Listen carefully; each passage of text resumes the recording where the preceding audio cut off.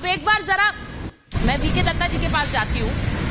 Major general Dutta, मुझे जरा ये बताइए कि ये जवाबी कार्रवाई, अभी जीडी बख्शी सर ने कहा कि हमास अपनी मिलिट्री क्षमता में कोई कंपैरिजन नहीं कर सकते हैं इजराइल से, लेकिन अब जिस तरह नेतन्याहू कह रहे हैं कि ये वॉर है, ये डिफिकल्ट वॉर है पर हम जीतेंगे, इसका मतलब, इसका असर कहां-कहां होगा, जरा बताइए हमारे दर्शकों। देखिए, जैसा जीडी बख्शी साहब ने कहा कि ये जो हमास ने सरप्राइज हासिल किया, ये एक मोन्यूमेंटल ब्लंडर था इजराइल की हिस्ट्री में। और जिस प्रकार वो तकरीबन 4 घंटे तक there was a reactional vacuum, मतलब इजरायली फोर्सेस रिस्पॉन्ड नहीं कर पाई थी 4 घंटे तक। जहां से ब्रीच हुई फेंस, वहां पर जहां पे वो इनके किबुट्स के अंदर उनके जो आबादी है गाजा स्ट्रिप की फेंसिंग के बगल में, वहां पे कोई डिफेंस फोर्सेस का रिएक्शन नहीं आ पाया बहुत समय तक।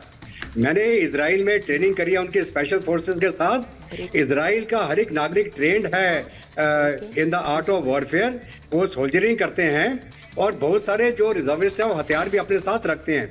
लेकिन इसमें हमें देखने को नहीं मिला कि कहीं पर भी किसी किबुट से कहीं पे कोई रेजिस्टेंस वायबल हुई हो। एक तो छुट्टी थी, एक इंटरनल स्ट्राइक का माहौल चल रहा था, और तीसरी ये जानकारी मिल रही है कि हमास ने साइबर अटैक भी किया। इनके जो सेंसर थे, इनके जो अर्ली वार्निंग सिस्टम थे, उनको जैम किया। इसके कारण इनको जो टेक्नोलॉजी का माध्यम था, उससे इजराइल को ये वार्निंग नहीं मिल पाई।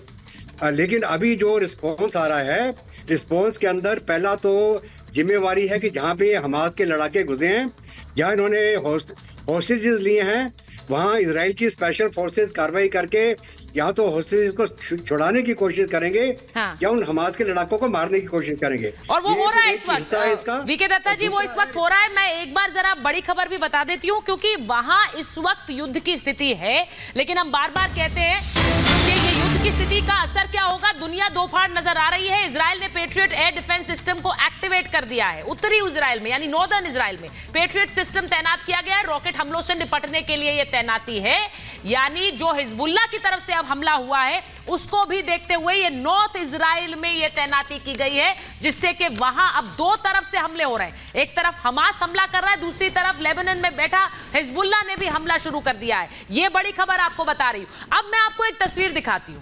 दीपक बोरा जी स्टूडियो में हमारे साथ आ गए। एम्बेसडर बोरा, ये तस्वीर जरा देख लीजिए, क्योंकि इसके बाद एक बड़ी दिलचस्प चर्चा भी है और यह भी दिखाती है कि क्या स्थिति है इस वक्त इजराइल की। इजराइल चारों तरफ से कैसे मुस्लिम कंट्रीज से घिरा हुआ है। आप देख रहे हैं कि कैसे गाजा से जब हमला हुआ, हमास ने हमला किया, वहीं लेबनान में बैठा हिजबुल्लाह अब हमला कर रहा है इजराइल पर। ये दो तरफ से हमला हो रहा है, लेकिन चारों तरफ से, एक तरफ सीरिया है, इराक है, ईरान है, सऊदी अरेबिया है, जॉर्डन है, ये सारे देश हैं जो घेरते हैं। और ईरान से तो ये बार बार कहा जा रहा है, ईरान खुलकर समर्थन करता है हमास का। ईरान खुलकर कहता है कि इजराइल का वजूद ही गलत है। ये पूरी तरह से घिरा हुआ है मुसलमान देशों से। ये इस वक्त आप स्क्रीन पर देख रहे हैं। अब मैं आपको एक तस्वीर और दिखाती हूं, जिस तरह से एक विजुअल पर जाएंगे महेश। वहां पर आपने रॉकेट हमला देखा, और उसके